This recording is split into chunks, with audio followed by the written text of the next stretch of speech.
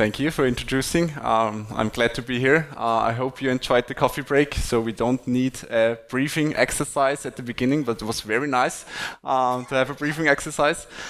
Today I want to tell you something about AI-based production planning, and the reason for that is because we had a lot of problems some years ago with our production site, because we wanted to increase the amount of diversity by ourselves at our plant. So we want to have a deeper bill of material, and that leads us to a lot of problems some years ago. And that's the reason why we searched for a solution for that problem. And it was not sure in the beginning that it's AI as a solution for that. But in the project, we figured out that production planning, like we wanted to do it, is only possible with an AI-based planning tool. But first I want to introduce myself. My name is Pottendorfer. I studied at the Technical University at Vienna, and in 2020 I started my master thesis at KLINGER Fluid Control together with Fraunhofer Austria and the Technical University. And after this thesis I took a job, or got the opportunity to do 1 year production planning by myself, and that helped me a lot in the further project, because then I got the team lead of the production planning, and 1 year later I got back. I said we need to solve our problems. We need another tool. We need something that makes our production planning better, and it's not working like we are doing it now. And for 1 year, I was like a project manager of the digitalization projects. And after this year, I got the opportunity to get the head of supply chain management. And what means that? It's production planning, rough and also detailed planning. Also in my team is procurement planning and logistics, and as well, of course, digitalization projects. The KLINGER group, most of you I think don't know KLINGER. KLINGER has about 2,800 employees. We have an annual sales of about 700 million euros per year, and we have about 18 production sites worldwide. And the company where I work is much smaller. It's in the south of Vienna. We have about 120 employees, a sales turnover of 30 million, and we work within the KLINGER group. And we are producing, and you can see it on the right side, we are producing piston and ball valves. So you can see it on the right side. We have a lot of high diversity. We produce ball valves which can fit in your hands. It's about 3 to 5 kilograms. But we also have ball valves for pipes which have 1 meter, and the weight of them is about 13 tons. So we have from very small to very high. We have a lot of variants and a lot of diversity within our products. Our main parts are in district energy.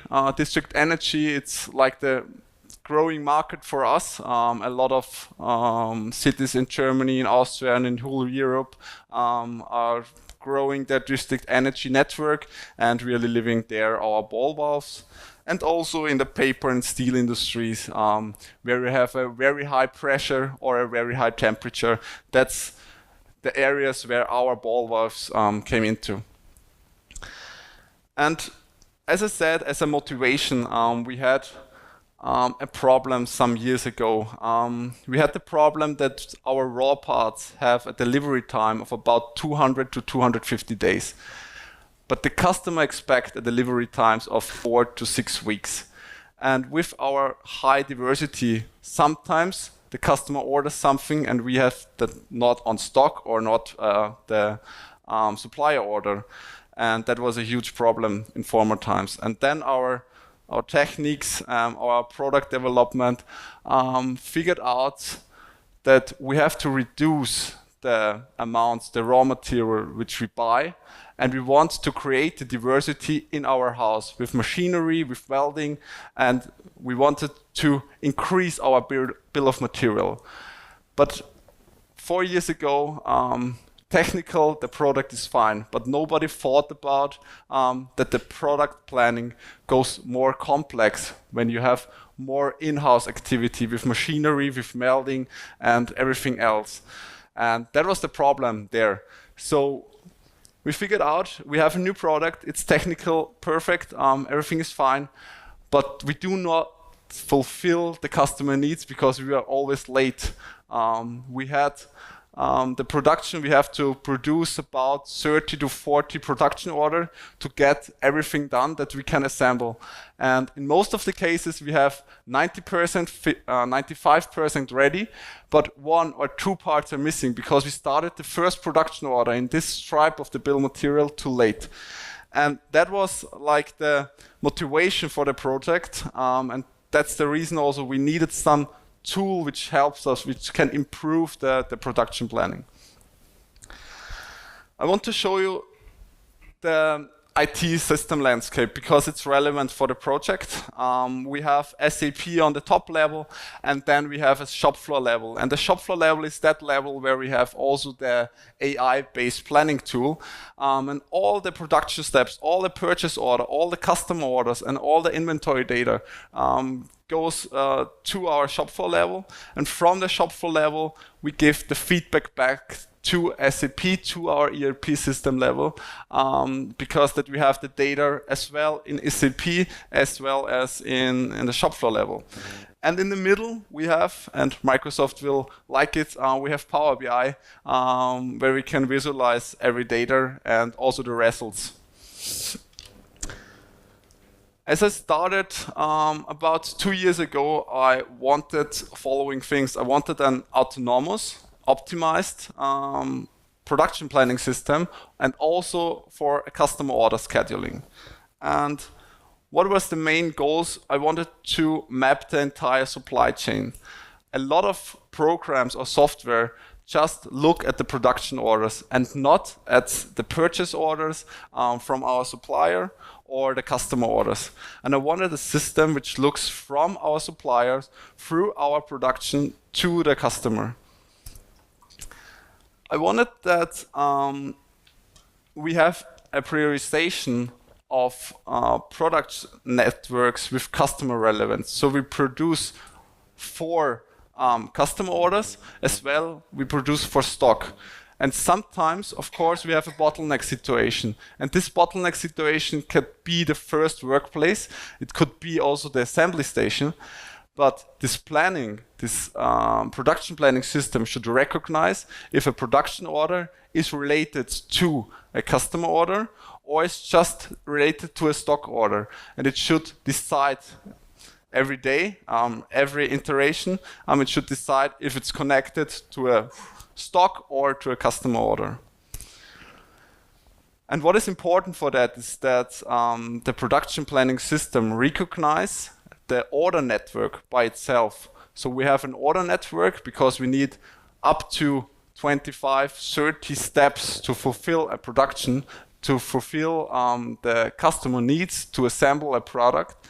And the production planning system should recognize through the material, through the bill of materials, the network, and should calculate this network by itself. The first goal we have is delay times. So we want to reduce the delay times. The customer should get the order he ordered in time. So that's the first goal of our planning system. The second one is to reduce the setup times. Every machinery in welding process, we have, of course, a lot of setup times.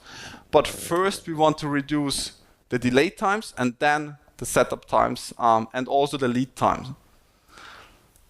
And the last thing is we also wanted to consider production variants. What means that? One product can be manufactured at, for example, 10 different workplaces. And the AI-based planning system should recognize it itself and should decide every night at which workplace from these 10 it is the best to produce it. Because maybe we have machine A takes 5 minutes to produce it, but machine B takes 10 minutes, but machine B has when we produce it on machine B, it's more expensive, but we can reduce delay times. And we want, in first place, to reduce delay times and then setup times and lead times.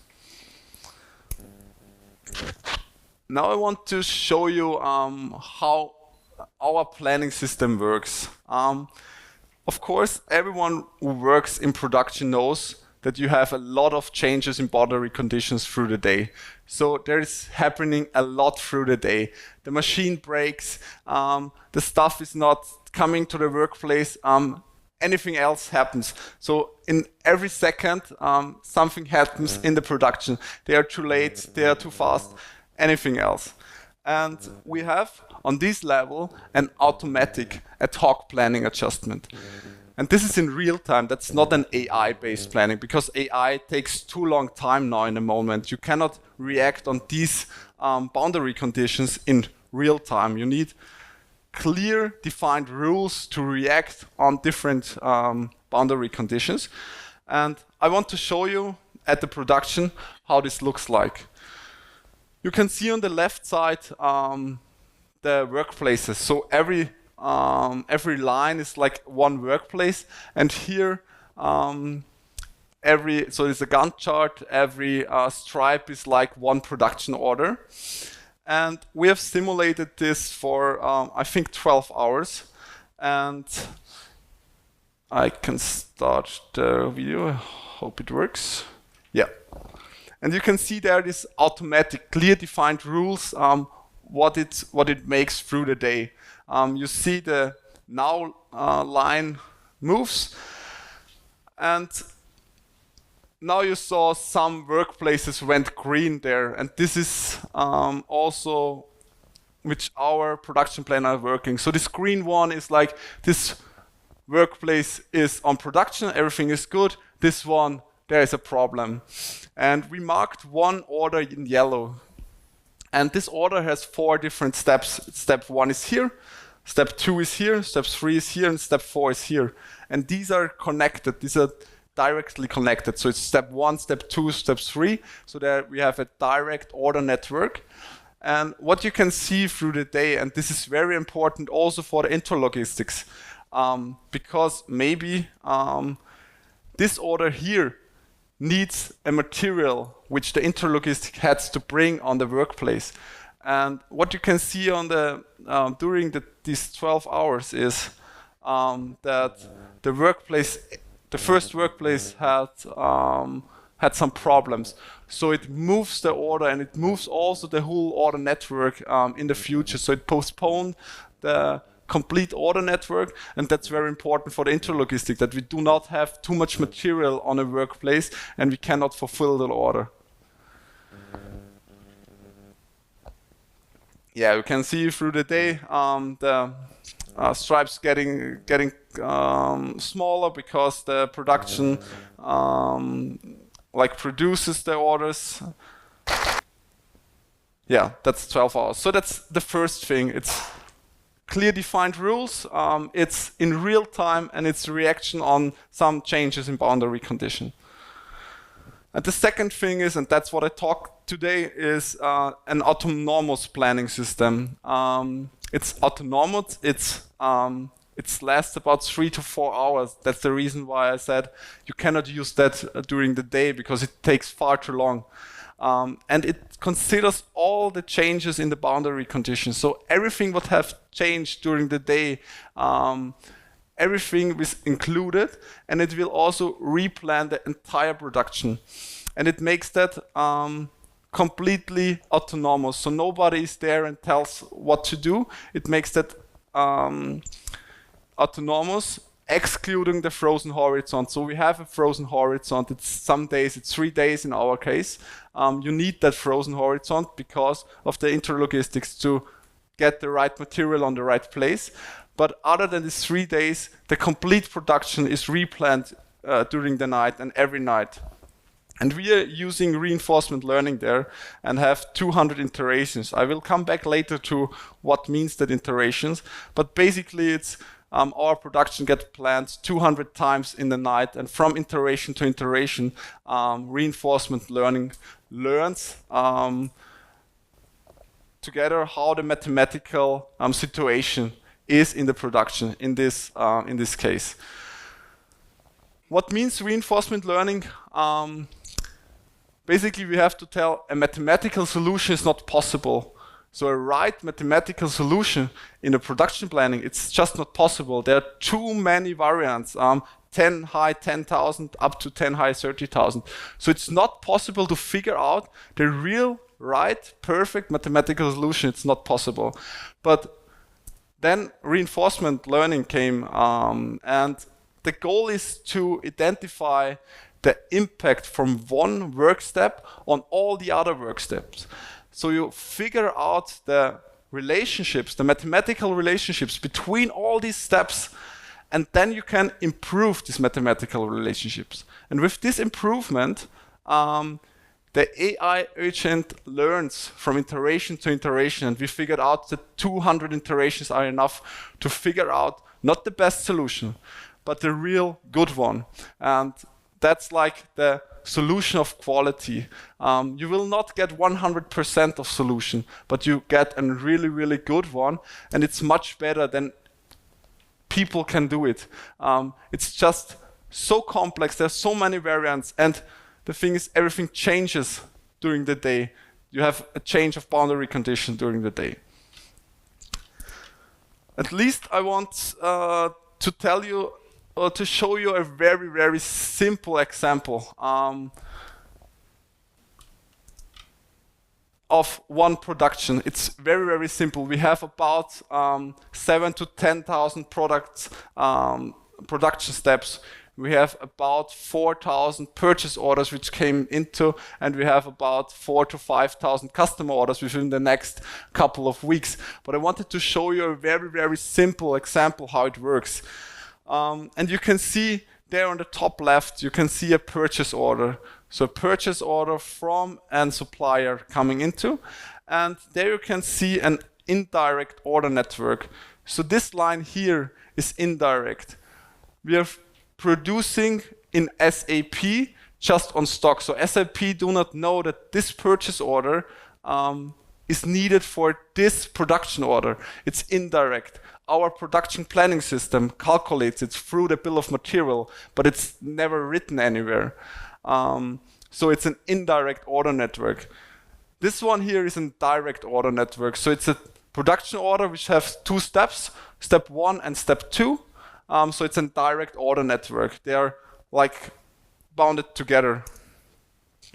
And then we have a second production order, order 2.1. And here we also have just an indirect order network through the bill of material. So this production order 2.1 needs the material which the production order 1.2 is producing.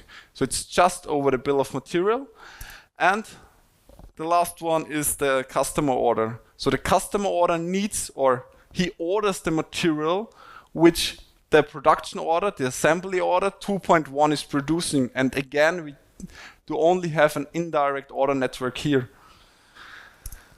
And to make it a bit more complex, we also have like a make to stock order. So it's just for the stock. So it's a very, very simple example. Again, we have about 7,000 to 10,000 production order. We have 3,000 to 4,000 purchase order, and we have 3,000 to 4,000 customer orders. So this is just a simple example. And what happens during the day is that a lot of purchase orders can be postponed in the future. What does that mean? Sometimes it's okay that a supplier says, I will deliver 2 weeks later. If it's just related to a stock order, it doesn't matter. But if it's related, like in this case, to a customer order, then it's very important that the supplier is not postponing the orders. And what happens here is this supplier order gets postponed, and therefore also in the night, the order network, the whole order network with direct and indirect order networks has to be postponed in the future. And then I want an AI agent that he recognized that and said, okay, then I can make the stock order before because I have time there.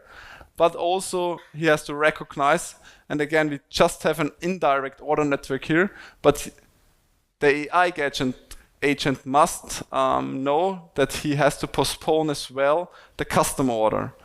And now Power BI came into, and that's how we work today. We have, as I said, 3,000 to 4,000 customer orders, and that's like the real data we have. And you can see here on this chart that 92% are on time in the moment, and just 2%, the red one, are too late in the moment. So 92%, I do not want that anyone in the company spend the time on this 92%. I want that the team is spending the time on exactly this 2%. It's just a couple of orders, but that's the orders which are running late in the moment.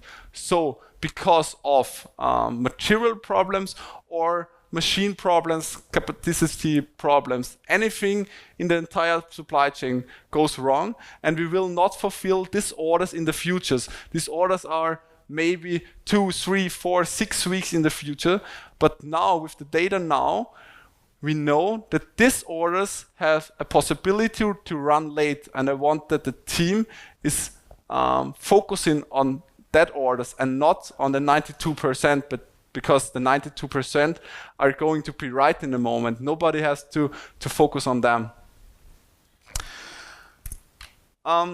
Again, the example which I showed you, one difference is that we have here another customer order 2, but we do not have confirmed the delivery date in the moment. So the customer orders a date. He wants the order at this date, but we do not have confirmed it now. And it's also not possible for us to deliver it at this time. At this time, the customer wanted it.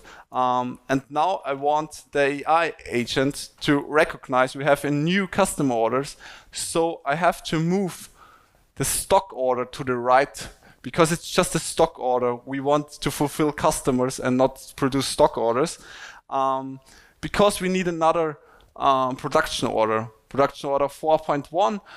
It also have a second step, and it also need like an assembly step. And then I want that in the night with every planning step, the customer get informed that the earliest delivery time is exactly this, and also this time will be